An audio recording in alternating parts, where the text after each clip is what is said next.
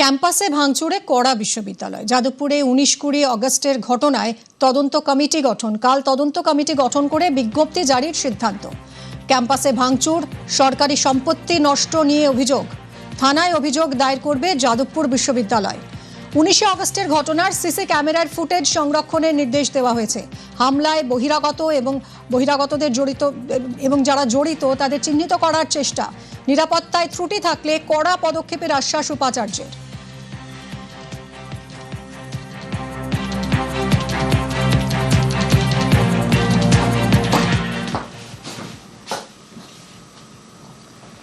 যাদবপুরে শান্তি ফেরানোর বার্তা উপাচার্যের। সবাইকে শান্ত এবং সংযত থাকার পরামর্শ দিয়েছেন উপাচার্য। সোমরাজের সঙ্গে কথা বলবো। সোমরাজ, উপাচার্য কি জানিয়েছেন? দেখো, যাদবপুর বিশ্ববিদ্যালয়ের ঘটনায় উপাচার্য চিরঞ্জীব ভট্টাচার্য একটি খোলা চিঠি লিখে আবেদন জানিয়েছেন এবং যেখানে তিনি বলছেন যে গত 19 এবং 20 আগস্টের যে রাতের ঘটনা সেটা দুর্ভাগ্যজনক এবং সম্পূর্ণ অগ্রহণযোগ্য। পাশাপাশি পড়ুয়াদের বিরুদ্ধে যে ভাঙচুর ও হিংসার যে অভিযোগ উঠেছে তাও অত্যন্ত উদ্বেগজনক। উপাচার্য খোলা চিঠিতে তেমনটাই তিনি লিখছেন।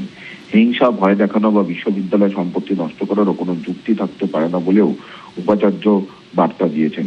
পাশাপাশি বিশ্ববিদ্যালয়ের সমস্ত পক্ষকে শান্ত সংযত থাকার আবেদন জানিয়েছেন। রাজনৈতিক মতপার্থক্য থাকলেও তা যেন সহনশীলতা, পারস্পরিক সম্মান বা সহাবস্থানের পরিবেশ নষ্ট না করে সেটাও আবেদন জানিয়েছেন উপাচার্য চিরঞ্জীব ভট্টাচার্য। পাশাপাশি ক্যাম্পাসে স্বাভাবিক পঠন পাঠন ও শিক্ষার পরিবেশ দ্রুত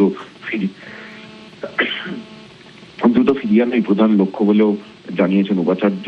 এবং গোটা ঘটনার পরিস্থিতি এবং কারণ খতিয়ে দেখা হচ্ছে বিশ্ববিদ্যালয় কর্তৃপক্ষের তরফে। বিশ্ববিদ্যালয়ের নিয়ম মেনে যাবতীয় পদক্ষেপ করা হবে। উপাচার্য চিরঞ্জীব ভট্টাচার্য খোলা চিঠি লিখিয়ে এমনটাই আবেদন জানিয়েছেন। সঙ্গে থাকো সোমরাজ। যাদবপুর